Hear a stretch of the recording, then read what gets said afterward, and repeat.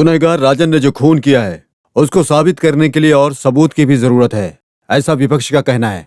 इस बात को कोर्ट संज्ञान में लेती है, फिर भी उस वजह को लेकर तहकीकात पूरा करने तक इंसान को जेल में रखना इंसानियत के खिलाफ है। गुनहगार राजन को इस वजह से जमीन देने के लिए कोर्ट मंजूरी देती है।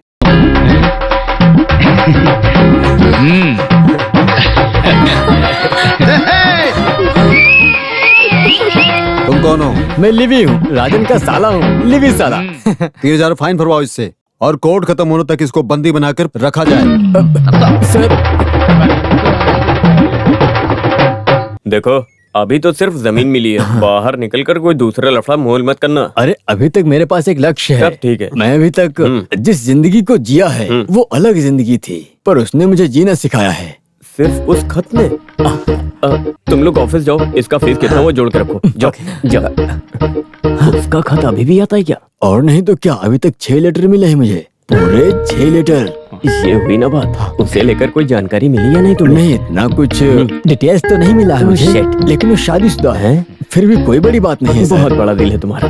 लेकिन तुम उस लड़की के पीछे पड़े हो, अगर उस लड़के को पता चल गया तब क्या होगा तुम्हारा? वो कैसे बिगड़ेगा सर? मैं उसे मारकर साइड में कर दूंगा, उसके बाद आप संभाल लोगे ना? बोलो। तुम सीरियस बोल रहे हो क्या? अब मुझे क्या करना होगा बताइए? तुम जमीन के मामले से बाहर आए हो तो अभी बाहर जाकर कोई लफड़ा मोल मत करना। और वैसे तुम उससे प्यार करते हो तो उसे कहीं भगा कर ले जाओ ना। उन दोनों का डिवोर्स मैं करवाऊंगा। और क्या?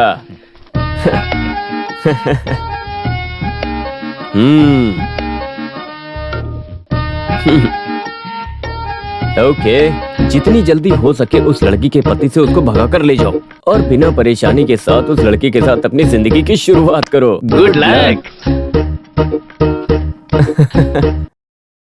सालों से बिछा के रखने वाले उस जाल में मैंने आपको फंसा दिया है। इतना जल्दी आप इस बिछाए जाल से बचकर निकल पाओगे क्या? उसकी तिरछी नजर से आप बचकर जा पाए बिना वो शख्स पिघल गया। देवी उसी स्वर में अपनी बात को आगे बोलने लगी। एक बात याद रखो, आपको कंट्रोल करने वाली मैं हूं। मेरे हाथ में 5 उंगलियां हैं जिनसे आप बंधे हुए हो और मैं उसे कभी नहीं खोलूंगी।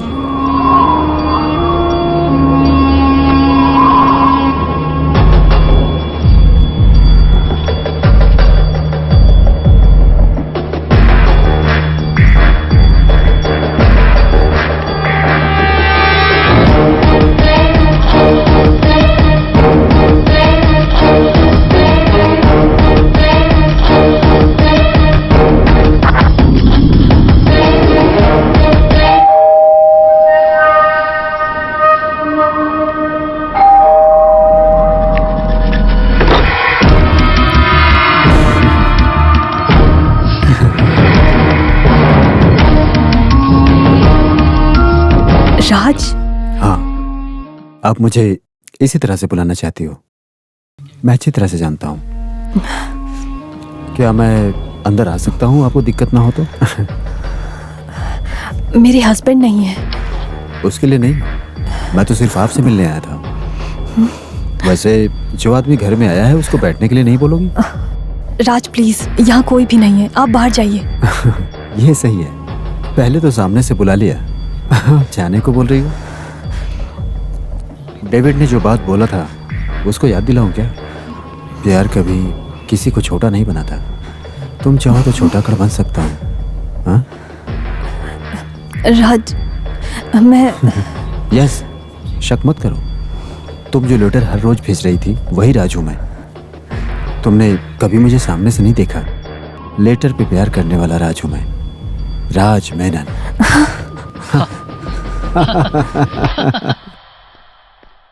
मैं मानती हूँ आपकी बात को, लेकिन बिन बुलाए आपका इस तरह आना ठीक नहीं है। यहाँ आने के लिए मैंने बोला था क्या? नहीं ना? प्लीज, मेरे पति के आने से पहले आपको इधर से जाना होगा, प्लीज। अरे शायद मनोज होगा। जाओ, जाकर दरवाजा खोलो। भावना। राज प्लीज, प्लीज। अरे डरो मत, बिंदास जाओ। भावना, भावना, भावना, दरवाजा खोलो। तुम किससे बात कर रही थी यहाँ पर? क्या मैं? हाँ। नहीं, मुझे ऐसा लग रहा था तुम किसी से बात कर रही हो।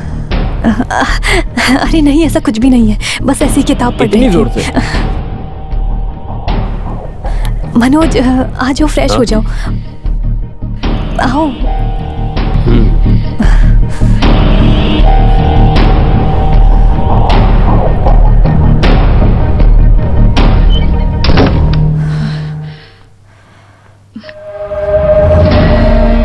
माया, राज, राज, प्लीज यहाँ से चले जाइए, मैं आपके पैर पड़ती हूँ, चले जाइए यहाँ से, मेरी जिंदगी से खिलवाड़ मत करो प्लीज।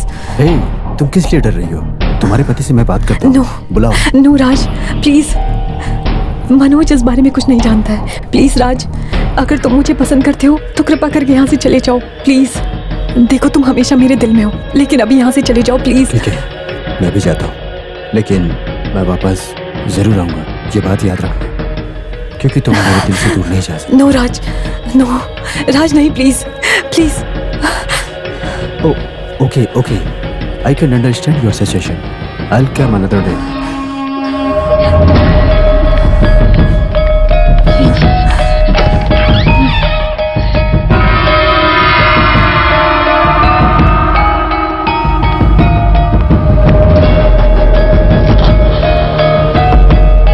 चलता हूँ।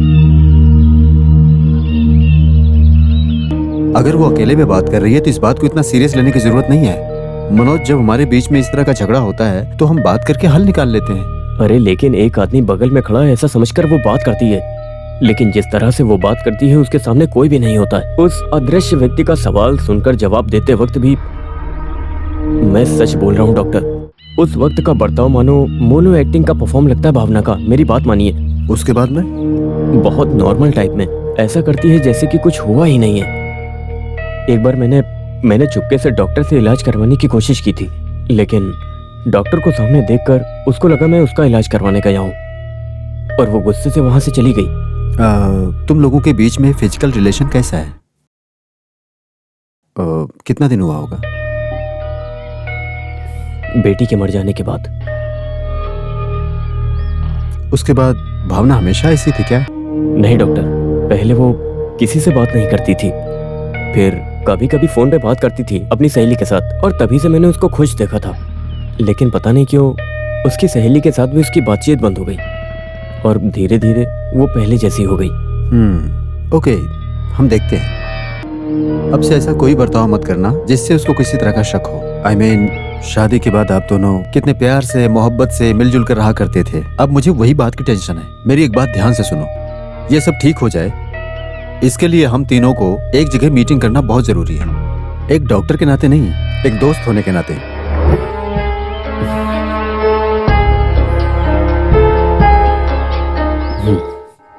इसमें से ये भी नहीं है। वैसे आज तुम ऑटो लेकर नहीं जा रहे? अरे उसे पड़े पड़े जंग लग जाएगी।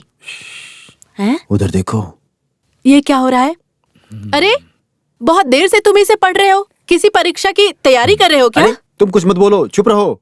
लिवियन, हाँ, इसमें लिखा है कि 3 मंजिला बिल्डिंग है करके। ऐसा क्या?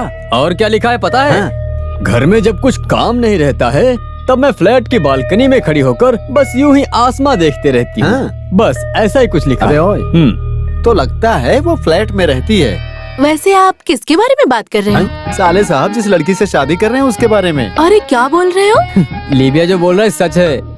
अभी एक केस खत्म भी नहीं हुआ है और दूसरे केस में लग गए। ऐसा तुझे क्या हो गया है? नहीं, अरे साले साहब को ढूंढते हुए आया है, यानी कि प्यार करने वाली लड़की। उसका एड्रेस है क्या इसमें? नहीं। तो फिर हाथ नहीं लगेगी।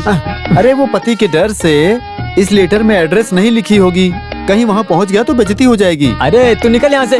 ये तुम क्या बोल रहे हो? वो सेकंड हैंड है क्या? हाँ तो ये भी तो ऐसा है। राजा तुम मुश्किल में फंसोगे। तुम अपने भाई के इस मैटर को पूरे गांव में मत फैलाओ। तुम पूरी तरह से पागल हो चुके हो। राजन, तुम जानते हो क्या, आजकल कभी कभार पागल और बेवकूफ जैसा महसूस करने लगी हूँ। ठीक है, प्यार इंसान को पागल और बेवकूफ बना देता है।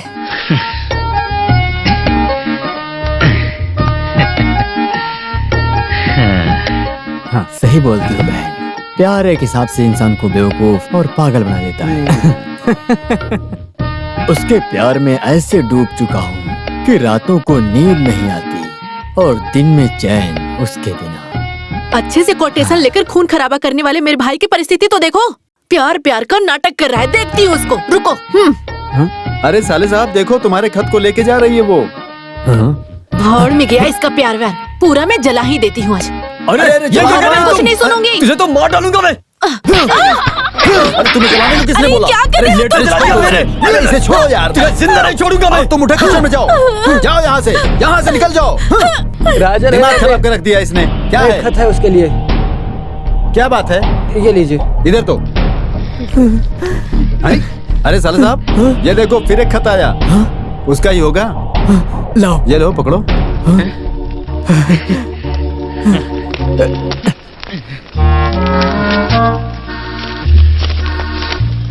मेरे प्रिय राजन, मुझे माफ कर दो। ये मेरा लिखने वाला आखिरी लेटर होगा। कभी कभार मुझे मेरे पति के साथ नफरत और जेलसी भी होती है, फिर भी वो मुझे कभी छोड़कर चले जाएंगे ऐसा मैंने कोई ख्वाहिश नहीं रखी। इसलिए आगे से आप मुझसे मिलने की कोशिश मत कीजिएगा। गुड बाय, माया।